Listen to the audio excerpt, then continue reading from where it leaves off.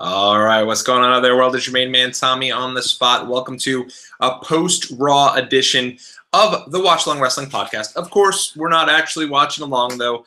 Instead, Monday Night Raw just went off the air a couple of minutes ago, and so I decided, why not? Let's jump on here. Let's talk about it with you guys due to, again, having Hulu. And by the way, I'm not going to make the same mistake twice. The mic is on, and you guys can hear me. So thank you so much for checking us out here today.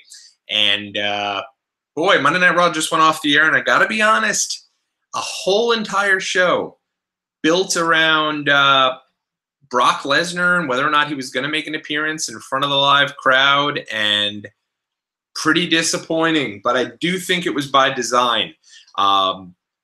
Obviously, to start things off, before we even get there, though, I did just want to quickly mention yesterday was a tough day to be a wrestling fan. We lost three of former wrestling legends, obviously Nikolai Volkov, Brian Christopher, and Brickhouse Brown. Good job on WWE's part to acknowledge not only Nikolai Volkov, but also to acknowledge Brian Christopher. I know a lot of people were wondering if they were going to do that, specifically because of the unfortunate way in which Brian Christopher passed away, obviously, committing suicide, hanging himself while in jail. So at least that's what's been reported. And, really, really tough situation. Good of WWE, though, to acknowledge him. He definitely has a place in WWE history. I think Too Cool does as well. I always kind of harken back to, Rikishi's Hall of Fame speech. That is a really great moment where Rikishi and the Usos got up on the stage. They both did a little dance, and I thought it was nice, but at the same time, I thought that should have been too cool. I thought that, Rikishi, taking nothing away from his Hall of Fame career, but I thought he and Too Cool were kind of one and the same.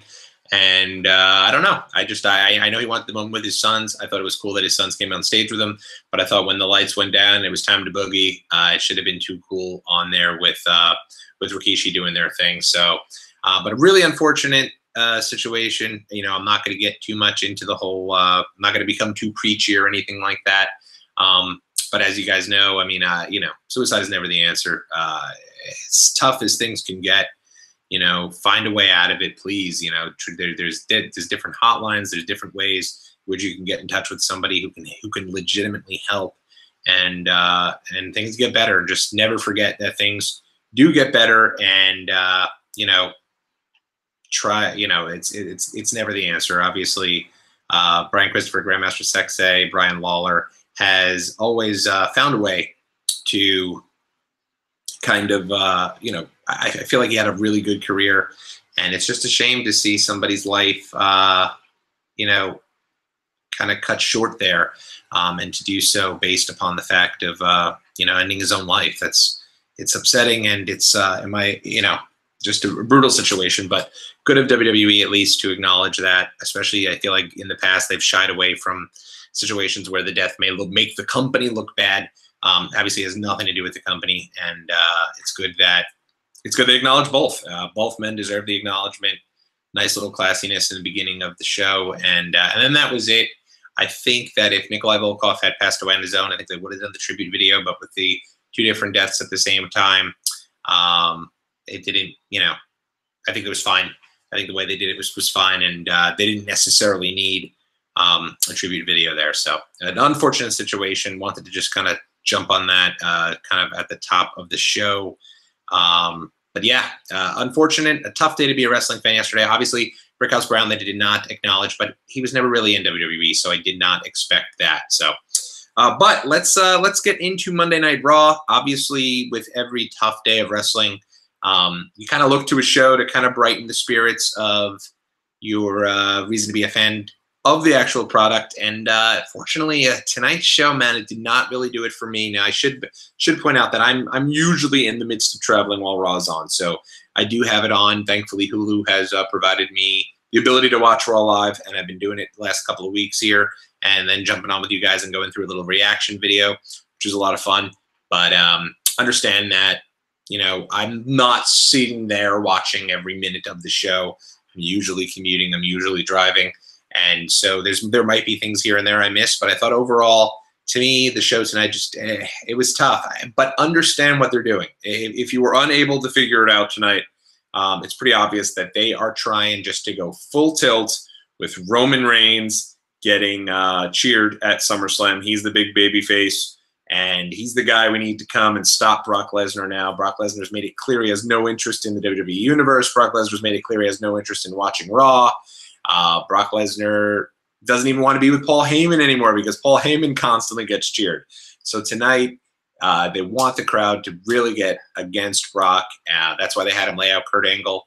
Who doesn't love Kurt Angle? So Brock lays out Kurt Angle, and then they also do a deal where Brock just destroys everybody and destroys everything. So, and that's it. That's pretty much how it ended. Now, of course, a lot of rumors were swirling in the beginning of the night. It started with tonight Strowman was going to cash in, and they were going to empty out.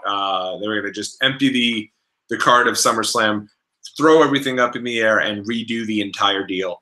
That didn't happen. There was no cash in from Braun Strowman. There was rumors going around on Twitter then beforehand that The Rock was going to show up, with obviously Raw being live from Miami, but that didn't happen, and I didn't expect it to happen. But every time Raw's in Miami, you're going to have people suggest that The Rock's going to make his return. Just like whenever Raw is in Chicago, there's going to be those select few who are holding out hope for a CM Punk return. That probably is not going to happen anytime soon. So all in all, though, I thought, you know, the idea behind Raw, obviously, from a Brock Lesnar standpoint, was to get everyone solely behind Roman Reigns. Whether or not that works out, man, they're in an uphill battle with SummerSlam being in Brooklyn. I've been in that venue many a time. That is a smart audience. That is an audience who, if things go sour, they'll just start rooting against everybody. They'll start throwing the beach balls up in the air. And don't be too surprised, too. I mean, I really could see a lot of people kind of hitting the skids a little early. I did think, though, the ending of the show was interesting because not only does Brock lay out Kurt Angle, not only does Brock sort of kind of lay out Paul Heyman and go against him. Again, I think this is all attempts just to get the crowd to hate on Brock. But not only that, but I thought that what couldn't really make it out was the crowd chanting, "We want Strowman," or was the crowd chanting, "We want Roman"? If the crowd chanting, "We want Roman," maybe people get behind Roman. I will say I thought Roman was pretty good in the beginning of the show. I thought that showed a little bit of fire during his promos. I think sometimes Roman Reigns gets a little bit of criticism, and some of it's deserved for coming out and just looking a little lackadaisical, a little, you know, like he's, you know, out of it and not necessarily all that interested in being there almost. It's weird with Roman. But I thought tonight he did show some fire, coming in saying he's going to turn Brock Lesnar into Roman Reigns' bitch. Got to give WWE credit. We're actually at a point now where somebody dropping the word bitch gets a big ooh from the live crowd. So you got to give WWE credit. They've at least have gotten that far and gotten that big reaction from the crowd. So, you know, hey, it is what it is. They're going for it. It seems like, you know, the build to SummerSlam so far has been a little lackluster. I think people have wanted a little bit more. I even threw out there on the Twitter at WatchWrestlePod. You know, what can WWE do now to get you guys a little more excited for the show? I personally do not think they did it tonight. I thought the stuff with Brock Lesnar, the big lead up of whether this guy was going to make an appearance tonight, and he finally does make an appearance, and that's all he does. It's tough. It's tough, and you know, it would have been a pop amongst pops if Braun's music hit there and out he came with the Money in the Bank briefcase, and it would have made sense in a way. He said the second Brock shows up, he's going to be cashing in, and they just did not pull the trigger on that. So it was disappointing, but it was what it was. I thought they could have done a little more there with Brock, but at least he kind of got a little bit of promo time from Brock, which is rare for him to actually go and talk. And you know, the guy also, by the way, did look great in my opinion. I think he's clearly getting in shape for the UFC return, and this is it. Obviously, I think SummerSlam is going to be the end of Brock Lesnar in WWE, and so, you know, makes sense. They've got to try to get Roman over. One last push. Let's try to get the crowd behind him, and we'll see how it goes. I personally have my hesitations, specifically in Brooklyn, but again, it'll be interesting to see kind of how that goes. Brock was not the only big return of the night, though. Ronda Rousey made her return to WWE television.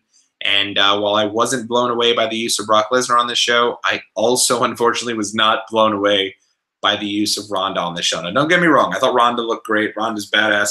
When it's time to throw down, there are a few that get the crowd as amped up and as excited as Ronda Rousey does. So I thought that was cool, and I thought people were into that. And, you know, I think they're starting to build there.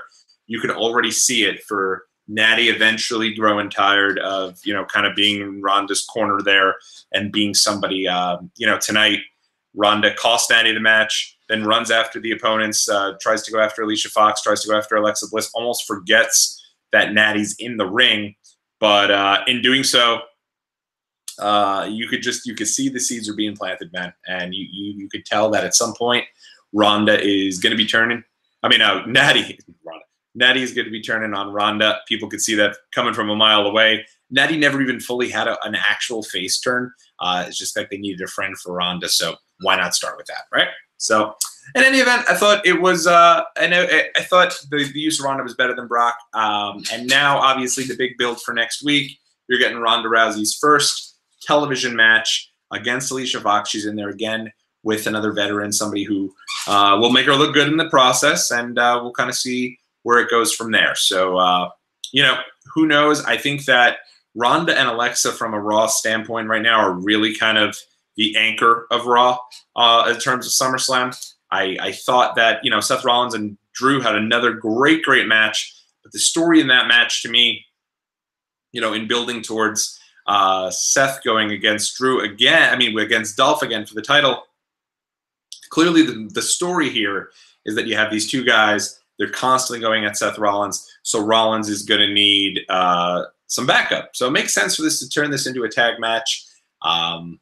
The logic would say Dean Ambrose, if he's ready, be something to have him come out, or, you know, maybe they'd even announce that at this point Rollins has had enough of Drew and Dolph, and he needs someone to kind of come and take over and help him out here. So he decides to go for some backup, and Ambrose returns to SummerSlam to be his partner. To me, that would add some real kind of juice to SummerSlam. If he were to call for an opponent, it would be also pretty cool if you saw someone like Jason Jordan kind of come back and kind of try to help out Seth Rollins, and then have Ambrose kind of go from there. So I really thought with the way we were going originally with SummerSlam was going to be Lashley against Lesnar, and then if you finally do get that Shield reunion, I thought that would have been the better way to pivot off SummerSlam, but they're clearly going with Reigns, they're clearly going with Lesnar, and it'll be interesting to see if they change things up with Rollins. It just feels like the story is much more now that he's against both McIntyre and Ziggler, and we've seen Ziggler and Rollins a number of times. We've already seen them do an Iron Man match. That should have been the blow-off. That should have been the end of it. So, you know, I for one think that that becomes a tag match with somebody being inserted, likely Ambrose. At least that's kind of what I'm hoping for. And if that is the case, I think next week's the week that they do it up in Jacksonville. So we'll see from there. Bobby Lashley. Bobby, I was worried Lashley wasn't going to have a spot on SummerSlam. Looks like he is now going to be paired with Elias. I will say this. They're doing a really good job with Elias in terms of recognizing that, you know, the guy may or may not be incredible in the ring, but as a personality right now, there are a few that are as exciting and as unique as Elias is, specifically on the Raw brand. So for him to, if you did not get a chance, go and watch him at Bourbon Street in WrestleMania weekend, and you could just tell the people who were there must have just freaking loved that, because that looked like it was a lot of fun. His special right now, Elias Unplugged, is currently airing on the WWE Network, and they've done a lot to really build up that album and to build up Elias as a unique personality. And you know, you can't hate on that. That's cool. That being said, Elias is way down the card from Bobby Lashley and Roman, so it's upsetting to see from Lesnar and Roman. So, you know, Bobby Lashley takes a little bit of a step back. I'm sure it's to build himself back forward. And, you know, hopefully they don't sacrifice all they've done with Elias just to kind of make Lashley look good, because Elias he's got a little momentum behind him now. And that is also another situation where if they put Elias in there with Lashley at SummerSlam in Brooklyn, you got to wonder if that crowd is going to be, you know, turning on Lashley there and getting behind Elias. You could just almost tell that is the way that things will be going. But, you know, only time will tell. The rest of the Raw, I thought that actually, you know, in terms of the matches, I thought Drew and Seth might have been the top match. But for me, I thought Baron Corbin and Finn Balor had a really good match. I think this was the best match of Baron Corbin's career. The only one I could even think of as being something, even comparable was that tag match where it was him and Rhino against American Alpha at NXT, the semifinals of the Dusty tournament.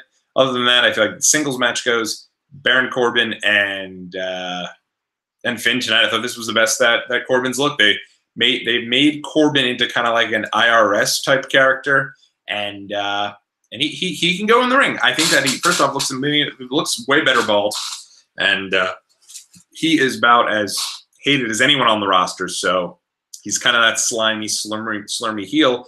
But they did show that maybe he's becoming a little bit of a tweener. He went against Kevin Owens a little bit, and he also seemed slightly concerned when Kurt was laid out. So who knows where this is going to go. I really thought the way that they were leading towards this was Kurt versus Corbin at some point to see who's going to be the Raw general manager. It seems like that's going to be way too quick for SummerSlam.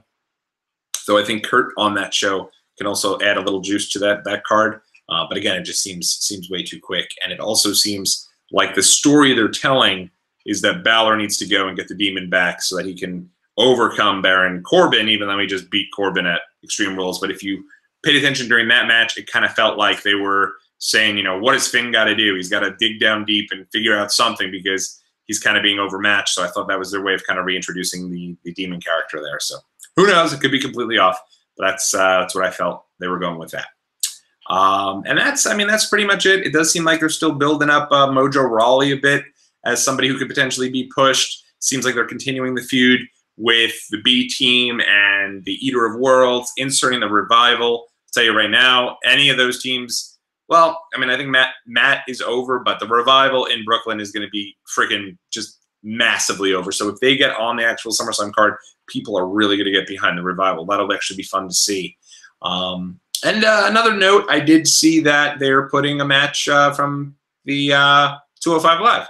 Seems like it's going to be Cedric Alexander defending the Cruiserweight Championship against Drew Gulak, which will be an awesome match. Those guys have been killing it on 205 Live. Glad to see they're getting a match on SummerSlam. I'm sure it'll be the first match, as folks are still walking in. But if you do get there early and you see that match on the pre-show, I'm sure they're going to tear it up, and that'll be a lot of fun. And those guys definitely deserve a spot on the show, and it'll be cool to see. And moving forward, they have these little secondary feuds. You wonder, are the B Team going to get on the show? AOP and Titus Worldwide, will they get on the show?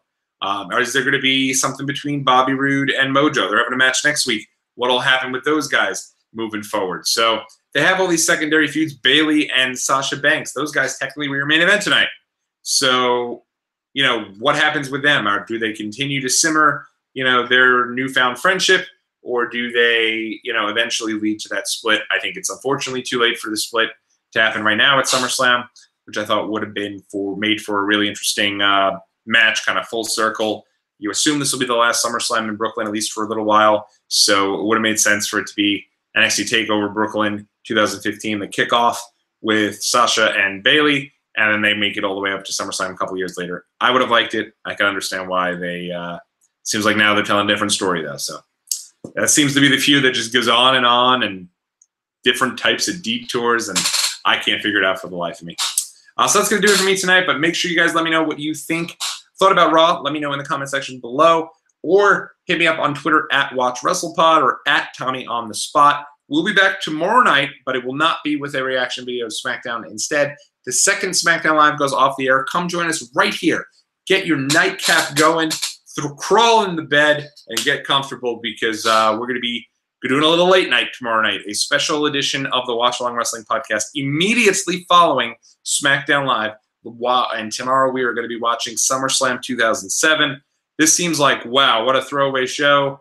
Wow, what a bad card. But there's a couple things to sink your teeth into on this one. You get Triple H and Rey Mysterio both making their big returns to the company.